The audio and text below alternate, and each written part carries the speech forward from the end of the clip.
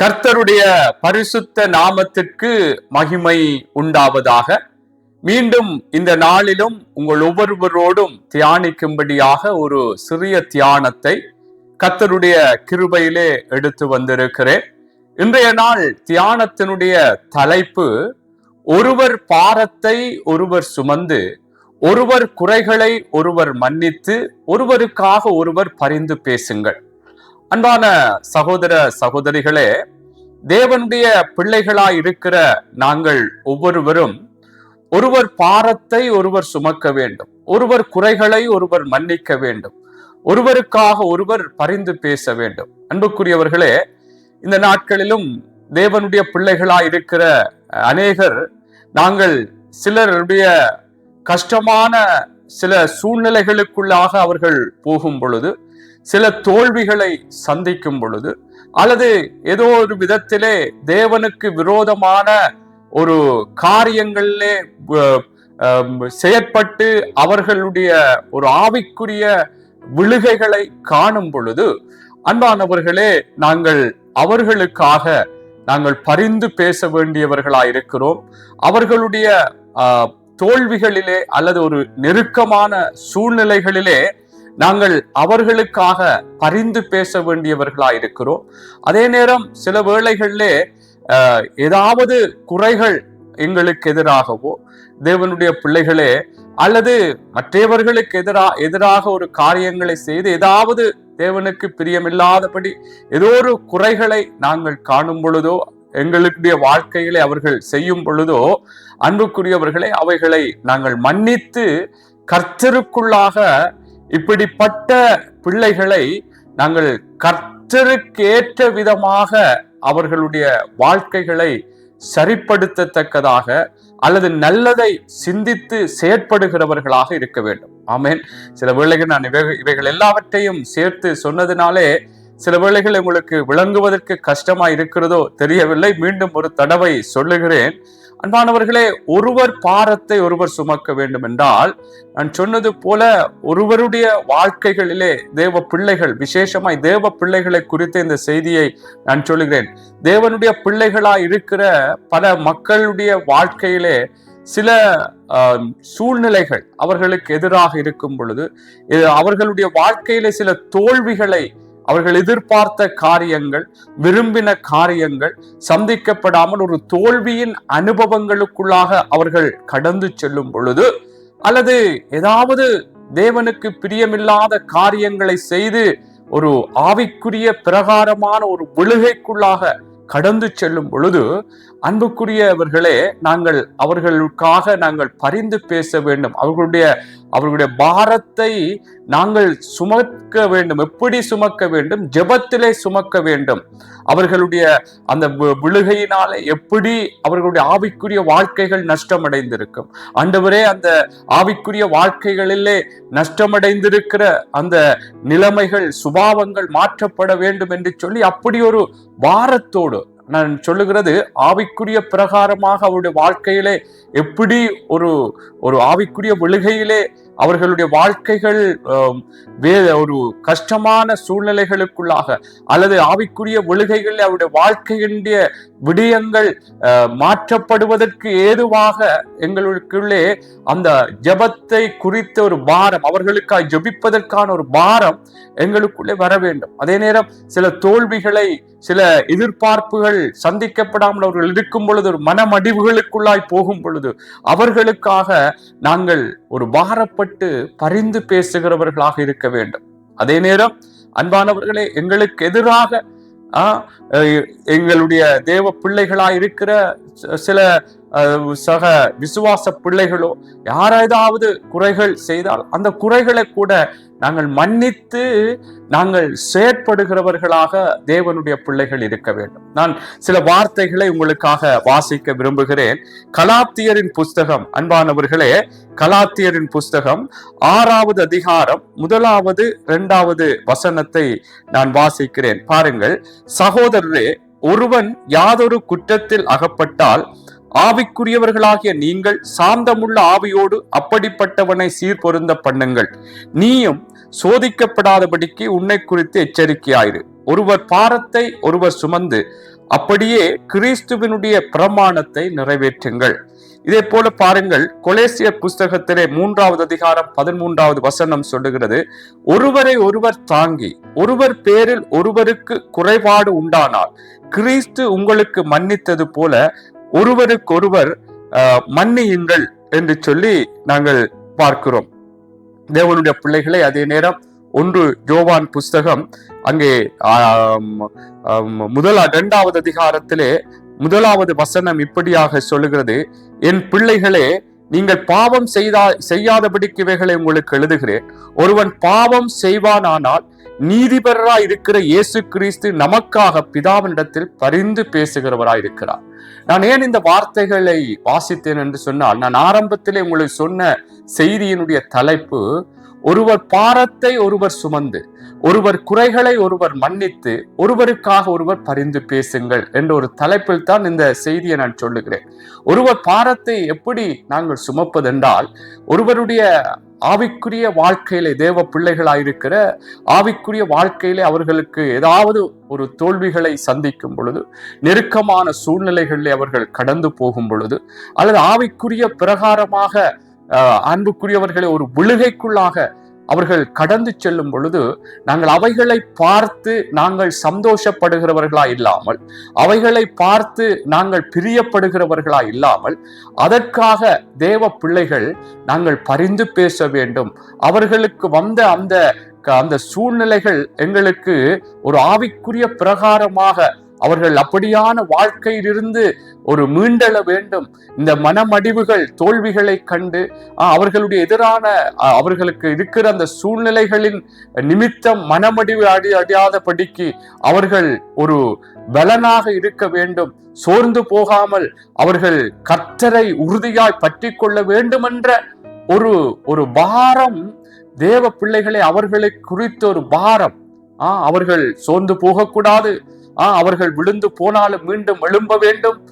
ஆவிக்குரிய வாழ்க்கையில சில காரியங்களிலே விழுந்து போனார்கள் தான், அவர்கள் மீண்டும் எழும்ப வேண்டும் என்ற அந்த பாரம், அன்புக்குரியவர்களே, எங்களுக்குள்ளாக வர வேண்டும். இப்படி தேவ பிள்ளைகள் நாங்கள் இப்படியான ஒரு ஒரு ஒரு சுபாவம் உடையவர்களாக, இப்படியான ஒரு மனப்போக்கு உள்ளவர்களாக, மனப்பான்மை உள்ளவர்களாக அன்பானவர்களே நாங்கள் இருக்க வேண்டும். அதே நேரம் ஒருவர் எங்களுக்கு எதிராக குறை செய்தால் கூட நாங்கள் அந்த குறைகளை மன்னிக்க வேண்டும். ஒருவர் குறைகளை ஒருவர் மன்னித்து, ஒருவர் பாரத்தை ஒருவர் சுமந்து என்று நாங்கள் பார்த்தோம். ஒருவருக்காக ஒருவர் பரிந்து பேச வேண்டும் என்று பார்த்தோம். இப்படி தேவ பிள்ளைகளை நாங்கள் இருக்க வேண்டும். ஆமென். பாருங்கள், சில இடங்களிலே வேதத்திலே ஆண்டவர் எச்சரிக்கிறார். சில தேவ பிள்ளைகளுடைய விழுகையிலே, தேவ பிள்ளைகளுடைய தோல்வி நிலைகளிலே அங்கே சிலர் அதை பார்த்து அவர்களை பரியாசம் பண்ணினார்களாம். அவர்களை எப்படியாக ஒரு சந்தோஷத்தோடு அந்த விழுகைகளிலே அல்லது அவர்களுடைய தேவ பிள்ளைகளுடைய ஒரு வேதனையான சூழ்நிலைகளிலே அவர்கள் அதை சந்தோஷமாக அவர்கள் எடுத்துக்கொண்டதினாலே கர்த்தர் அந்த இடத்திலே ஒரு எச்சரிப்பாக சில விஷயங்களை சொல்லுகிறார். பாருங்கள், நான் எசேக்கியேல் புஸ்தகத்திலே, அன்புக்குரியவர்களே, எசேக்கியேல் புஸ்தகம் அங்கே சொல்லப்படுகிறது 25வது அதிகாரம் 1வது வசனத்தை பாருங்கள். 1வது வசனத்திலிருந்து வார்த்தைகளை வாசிக்கிறேன். கர்த்தருடைய வார்த்தை எனக்கு உண்டாகி அவர், மனுபுத்திரனே, நீ அம்மோன் புத்திரருக்கு எதிராக முகத்தை திருப்பி அவர்களுக்கு விரோதமாக தீர்க்க தரிசனம் உரைத்து அம்மோன் புத்திரருக்கு சொல்ல வேண்டியது என்னவென்றால், கர்த்தராகிய ஆண்டவருடைய வார்த்தையை கேளுங்கள். கர்த்தராகிய ஆண்டவர் உரைக்கிறார், என் பரிசுத்த ஸ்தலம் பரிசுத்த குலைச்சல் ஆக்கப்படுகிற போதும், யூதா வம்சத்தார் சிறையிருப்பிலே போகிற போதும், நீ அவர்களுக்கு விரோதமாக என்று நிந்தித்தபடியினால், இதோ நான் உன்னை கிழக்கு தேசத்தாருக்கு சுதந்திரமாக ஒப்புக் கொடுப்பேன். அவர்கள் உன்னில் தங்கள் அரண்மனைகளை கட்டி உன்னில் தங்கள் வாசஸ்தலங்களை உண்டு பண்ணுவார்கள். அவர்கள் உன் கனிகளை புசித்து உன் பாலை குடிப்பார்கள். இங்க என்ன சொல்லப்படுகிறது என்று சொன்னால், அன்புக்குரியவர்களே, அங்கே பாருங்கள், ஆண்டவர் சொல்றார் எசேக்கியேலுக்கு, நீ அம்மோன் புத்திரருக்கு சொல்ல வேண்டியது என்றால் கர்த்தராகிய ஆண்டவருடைய வார்த்தையை கேளுங்கள் என்று சொல்லி அங்கே அவர்களை சொல்லுகிறார்.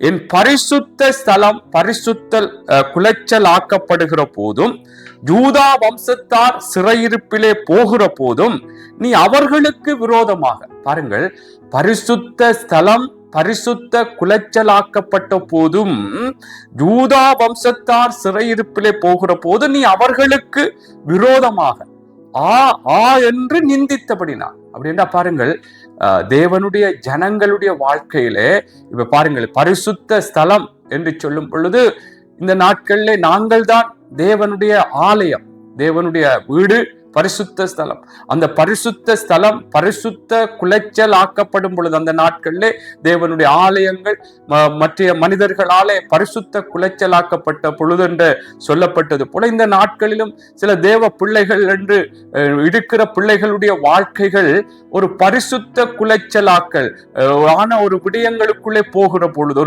ஒரு தேவனுக்குள்ளான ஒரு வாழ்க்கையிலிருந்து ஒரு பின்மாற்ற நிலைகளுக்குள்ளே போகும் பொழுது, அன்புக்குரியவர்களே, ஒரு விழுகை, ஆவிக்குரிய ஒரு விழுகைக்குள்ளே போகும் பொழுதும் நாங்கள் அதை நிந்தித்து ஒரு சந்தோஷமா இதுல சொல்லப்படுகிறது, அவர்களுக்கு விரோதமாக என்று நிந்தித்தபடினா. அப்ப அன்பானவர்களே, நாங்கள் எப்படிப்பட்டவர்களா இருக்க வேண்டும்?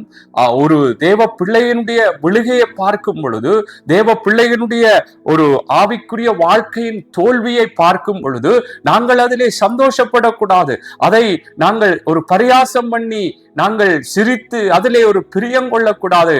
ஓகே, இவர் இப்படி பெரிய எல்லாம் செய்தார், இன்றைக்கு விழுந்து விட்டார் என்று சொல்லி அதிலே ஒரு மனசு சந்தோஷப்படக்கூடாது. அன்பானவர்களே, இங்கே அம்மோன் புத்திரருக்கு எசேக்கியேல் மூலமாய் கர்த்தர் சொல்லுகிறார், நீ என்னுடைய பரிசுத்த ஸ்தலம் பரிசுத்தல் குலைச்சல் ஆக்கப்பட்ட போதும் யூதா வம்சத்தார் சிறையிருப்பிலே போகிற போது நீ அவர்களுக்கு விரோதமாய் என்று நிந்தித்தபடியினால் இதோ நான் உன்னை கிழக்கு தேசத்தாருக்கு சுதந்திரமாக ஒப்பு கொடுப்பேன் என்று சொல்லி அங்கே சில தண்டனைகளை சொல்லுகிறதை பார்க்கிறோம். நான் ஏன் இதை சொல்லுகிறேன் என்றால், இன்றைக்கு கர்த்தருடைய பிள்ளைகள் ஏதோ ஒரு விதத்திலே சில வேளைகளிலே தவறுகிறார்கள், சில வேளைகளிலே ஆவிக்குரிய வாழ்க்கையில் இருந்து பின்மாற்ற நிலைகளுக்குள்ளே போகிறார்கள்.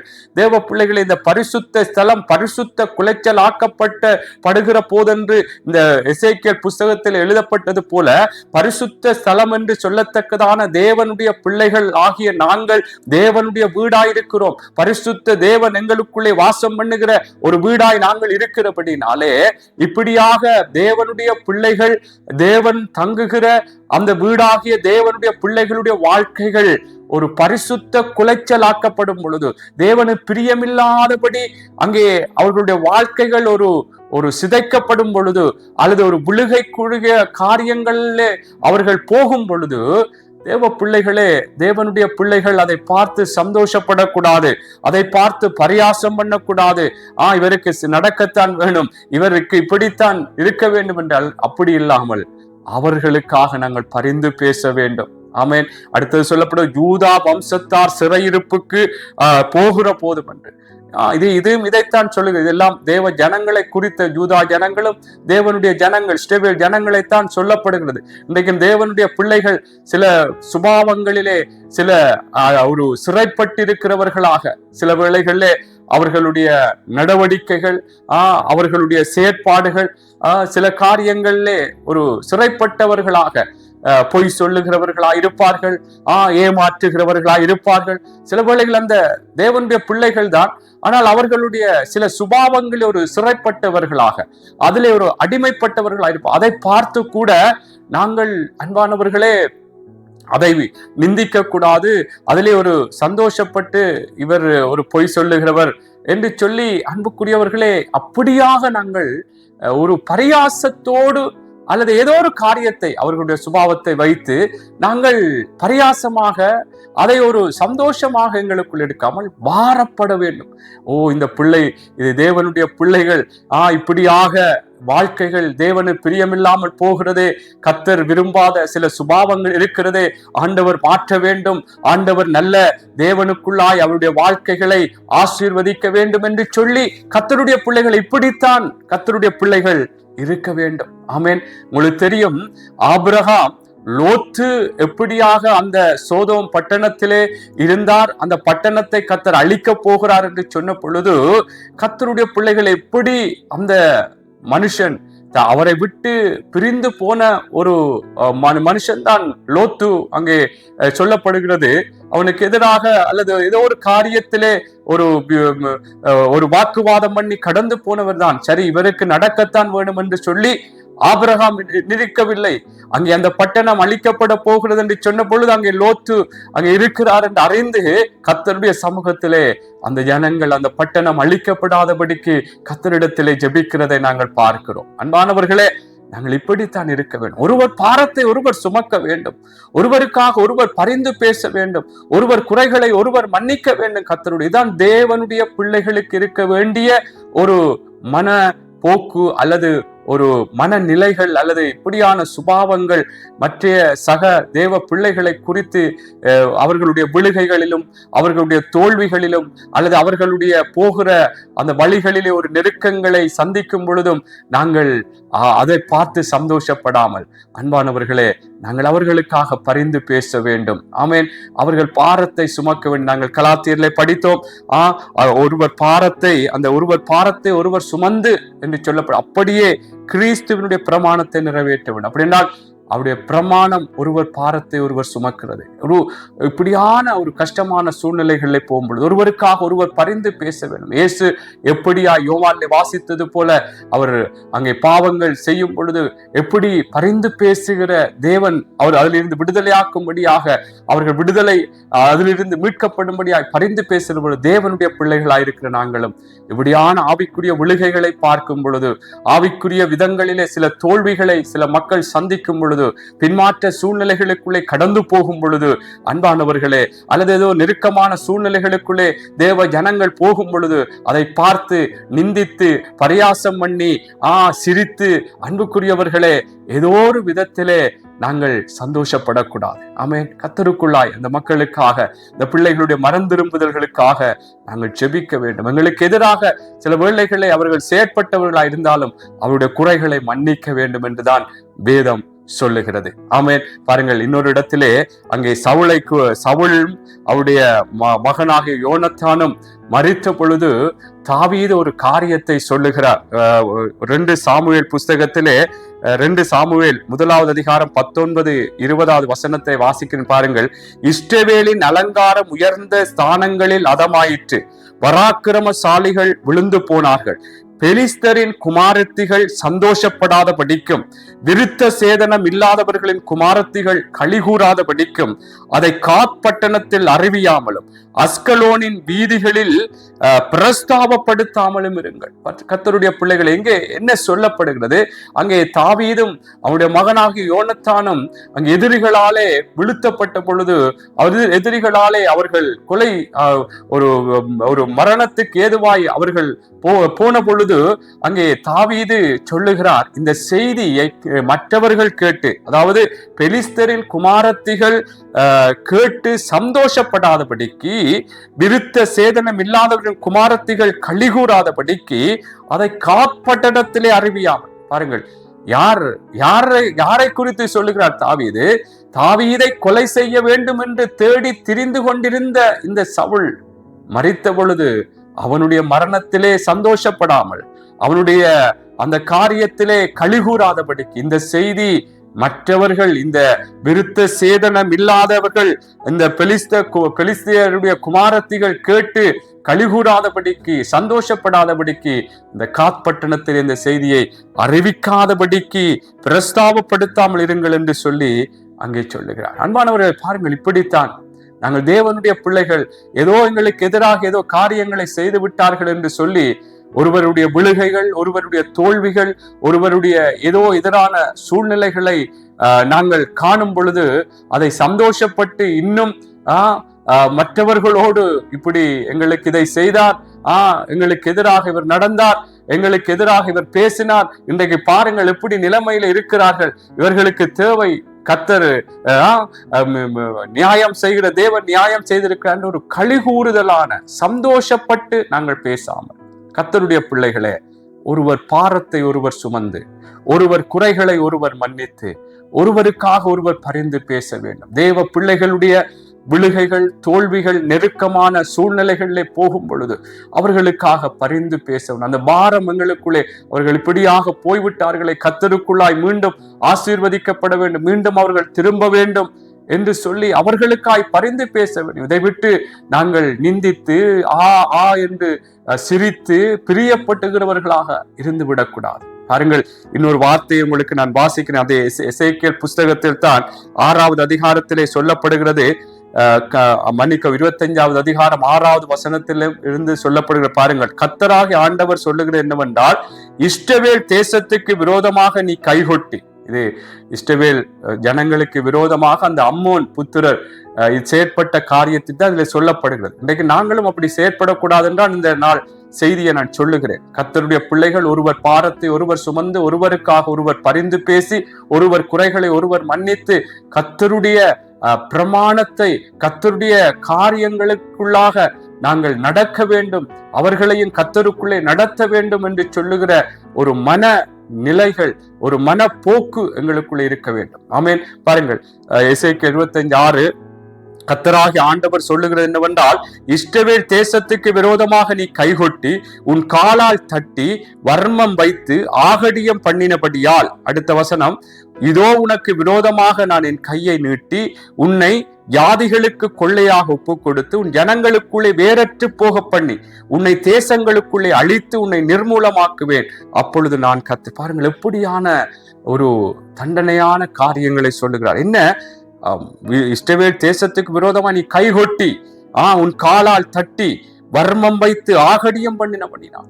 பாருங்கள், நான் ஏன் இதை சொல்லுகிறேன் என்றால், இன்றைக்கு தேவனுடைய பிள்ளைகள் ஒரு சூழ்நிலைகளிலே அகப்படும் பொழுது, ஆரம்பத்திலே கர்த்தர் சொல்ற பரிசுத்த ஸ்தலம் பரிசுத்த குலைச்சலாக்கப்படும் போது, யூதா ஜனங்கள் சிறையிருப்பிலே அங்கே போகப்படும் பொழுது, அங்கே அம்மோன் புத்திரரை குறித்து சொல்லி, நீ அவர்களுடைய காரியங்களை பார்த்து நீ நிந்தித்தபடினாலும் நீ ஆகா என்று சிரித்தா என்று சொல்லுகிறார். இதிலே இன்னொரு காரியத்தை சொல்லுகிறார், நீ அந்த தேசத்துக்கு நீ கைகொட்டி உன் காலால் தட்டி வர்மம் வைத்து ஆகடியம் பண்ணினபடினால், அதை இருதயத்திலே வைத்து வைத்து, அன்புக்குரியவர்களே, அந்த வர்மம் என்று சொல்லுகிறது, அதை வைத்து வைத்து ஒரு சந்தோஷப்பட்டு கர்த்தர் சில வேளைகளிலே ஒரு கர்த்தருக்கு விரோதமாய் ஒருவர் பாவம் செய்து அவருடைய ஆவிக்குரிய விழுகைகளிலே அவர்கள் ஒரு தோற்று போய் அல்லது ஆவிக்குரிய விழுகையிலே பின்மாற்ற நிலைக்கு போய் மீண்டும் கர்த்தரிடத்திலே மன்னிப்பு கேட்டு அவர்கள் கர்த்தரோடு அவர்களுடைய உறவு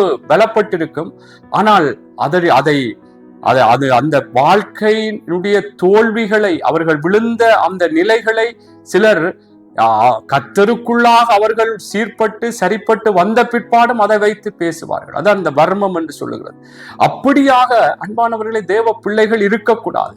கர்த்தரே எங்களுடைய பாவங்களை எப்படி மன்னிக்கிறார், அப்படியாக அவர் எங்களுடைய பாவங்களை எப்படியாக ஒரு ஆழத்திலே அங்கே போடுகிறார் என்று சொல்லப்படுகிறது.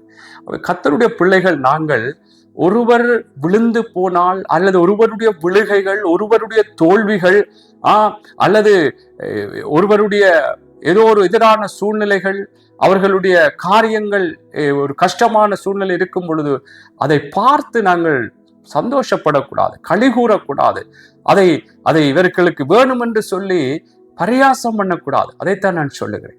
அதை சில வேளைகளே அது பல நாட்களுக்கு பிற்பாடும் அதை வைத்து நாங்கள் சிலரோடு பகிர்ந்து கொள்வோம், இவர் இப்படி விழுந்தார் அப்படி என்று, அதெல்லாம் வர்மம் வைத்து நாங்கள் பேசுகிற காரியம். அப்படியெல்லாம் இருக்கக்கூடாது கர்த்தருடைய பிள்ளைகள். ஆமென். நாங்கள் ஒருவர் பாரத்தை ஒருவர் சுமக்க வேண்டும், ஒருவருக்காக ஒருவர் பரிந்து பேச வேண்டும், ஒருவர் குறைகளை ஒருவர் மன்னித்து நடக்க வேண்டும். இதுதான் கிறிஸ்துவனுடைய பிரமாணம், கிறிஸ்துவனுடைய வழி. அன்புக்குரியவர்களே, நானும் நீங்களும் அப்படித்தான் நடக்க வேண்டும். எங்களுக்கு எதிராக சில வேளைகளை செயற்பட்டவர்களாக இருந்தாலும் அவர்களை மன்னித்து, அவர்களுடைய குறைகளை மன்னித்து, அவர்களுடைய விழுகைகள், அவருடைய தோல்விகளை நாங்கள் பார்த்து சந்தோஷப்படாமல் அவர்களுக்காக அவருடைய கர்த்தருக்குள்ளாக வாழ்க்கைகள் கட்டப்படுவதற்கு ஏதுவாக நாங்கள் தேவனிடத்திலே பரிந்து பேச வேண்டும். பாருங்கள், ஒபதியாவின் புஸ்தகத்திலும் ஒரு சில வார்த்தைகள் இருக்கிறது. ஒபதியா 1:1 இதிலே ஏதோமை குறித்து சொல்லப்படுகிறது. தேவ ஜனங்களுக்கு எதிராக செயற்பட்ட முதல் பார்த்தோம் அம்மோன் புத்திரரை குறித்து சொல்ல, இதிலே ஏதோமை குறித்து சொல்லுகிறது. ஒபதியா புஸ்தகத்திலே முதலாவது ஒரு அதிகாரம் தான் இருக்கிறது. ஒபதியாவின் தரிசனம், கர்த்தராகிய ஆண்டவர் ஏதோமை குறித்து சொல்லுகிறது என்னவென்றால், என்று சொல்லிவிட்டு அதிலே சொல்லுகிறார் மற்ற வார்த்தைகளை. 2வது வசனத்தை உபதியா 12 வாசிக்கிறேன் பாருங்கள். உன் சகோதரன் அந்நிய அந்நிய அந்நியர் வசமான நாளாகிய அவனுடைய நாளை நீ பிரியத்தோடு பாராமலும், யூதா புத்திரருடைய அழிவின் நாளிலே அவர்கள் நிமித்தம் சந்தோஷப்படாமலும், அவர்கள் நெருக்கப்படுகிற நாளிலே நீ பெருமையாய் பேசாமலும் இருக்க வேண்டியதாய் இருந்தது. அப்ப இது சொல்லப்படுகிறது, அந்நியர் வசமான நாளாகிய உன் சகோதரன் அந்நியர் வசமாய் போகும் பொழுது அவனுடைய நாளை பிரியத்தோடு பாருங்கள். இதைத்தான் நான் சொல்லுகிறேன். தேவனுடைய பிள்ளைகள் ஏதோ ஒரு நெருக்கங்களிலே அல்லது ஏதோ ஒரு எதிர்ப்புகள் சூழ்நிலைகள் வரும் பொழுது இதில் சொல்லப்பட்டது போல அந்நியர் வசமான நாளாகிய அவனுடைய நாளை நீ பிரியத்தோடு பாராமலும், நீ பிரியத்தோடு பார்க்க கூடாது. ஒரு எதிரான சூழ்நிலைகள் கஷ்டமான காரியங்களுக்குள்ளே போகும் பொழுது இவருக்கு வரத்தான் வேணும் என்று சொல்லி ஒரு சந்தோஷமாய் பார்க்க கூடாது. அதுதான் இதில் சொல்லப்படுகிறது.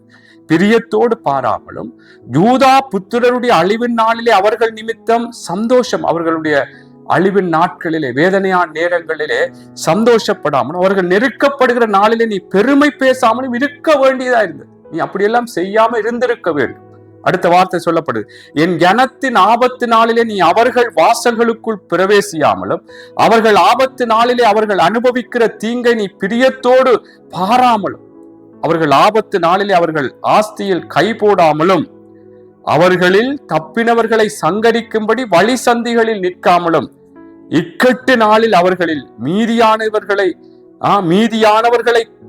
காட்டிக்கொடாமலும் இருக்க வேண்டியதா இருந்தது.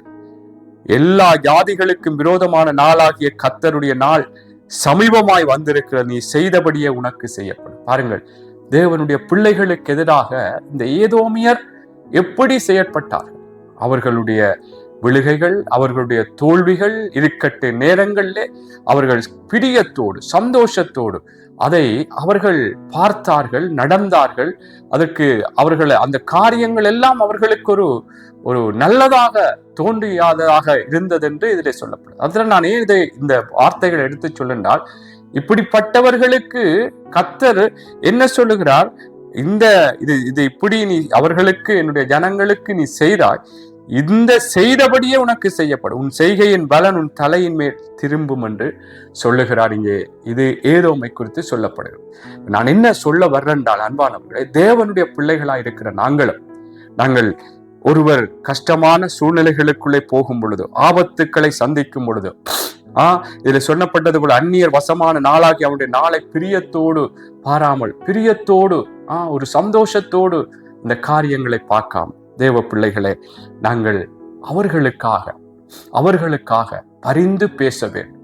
தேவனிடத்திலே பரிந்து பேச வேண்டும். அந்த பாரம், இப்படியாக வேதனைகளுக்குள்ளே போகிறார்களே என் மக்கள், என்னுடைய சகோதரர்கள், தேவனுடைய பிள்ளைகள் இப்படியான ஒரு இக்கட்டான ஆபத்துக்களை சந்திக்கிறார்களே, ஆண்டவரே இவர்களுக்கு உதவி செய்யும் என்று சொல்லி தேவனை நோக்கி கூப்பிட வேண்டும்.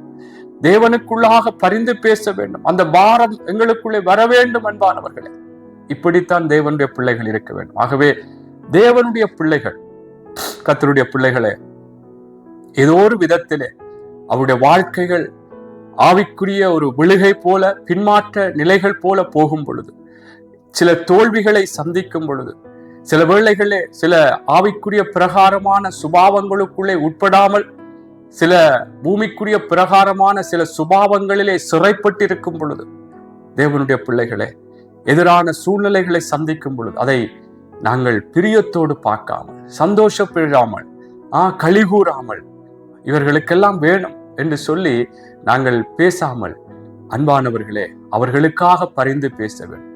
அந்த அவர்களை குறித்த ஒரு பாரம் எங்களுக்குள்ளே வரும். அந்த பாரத்தை, இப்படி போகிறார்களே ஆண்டவரே, இவர்கள் மீண்டும் உமக்குள்ளாக நடத்தப்பட வேண்டும், இவர்களுக்குள்ளே ஒரு தேவ சமாதானம் அங்கே வெளிப்பட வேண்டும், நிரப்ப வேண்டும், ஆறுதல் படுத்த வேண்டும். தீங்கு நாட்கள்ல இருக்கிறார்கள், ஆண்டவரே நீங்கள் அவர்களோடு கூட, இப்படித்தான் அன்பானவர்களை பரிந்து பேச வேண்டும். அதை விட்டு இவர்களுக்கெல்லாம் தேவை என்று சொல்லி சிரித்து கைகொட்டி பரியாசம் பண்ணி இப்படியாக நானும் நீங்களும் வாழக்கூடாது. ஆகவே அன்பானவர்களே, இந்த நாட்களிலும் இந்த செய்தி எனக்கும் உங்களுக்கும் இந்த நாளிலும் இன்னும் ஒரு தேவ பிள்ளைகள், சக தேவனுடைய பிள்ளைகள் ஒரு ஆவிக்குரிய ஒரு விழுகைக்குள்ளாக பின்மாற்றங்களுக்குள்ளாய் போகும் பொழுது, தோல்விகளை சந்திக்கும் பொழுது, அன்பானவர்கள், ஏதாவது எதிரான சூழ்நிலைகள், நெருக்கமான ஒரு ஆபத்தான காரியங்களுக்குள்ளே போகும் பொழுது, எங்களுக்கு எதிராக செயற்பட்டவர்களாய் இருந்தாலும் அவர்கள் குறைகளை மன்னித்து அவர்களுக்காக பரிந்து பேச வேண்டும்.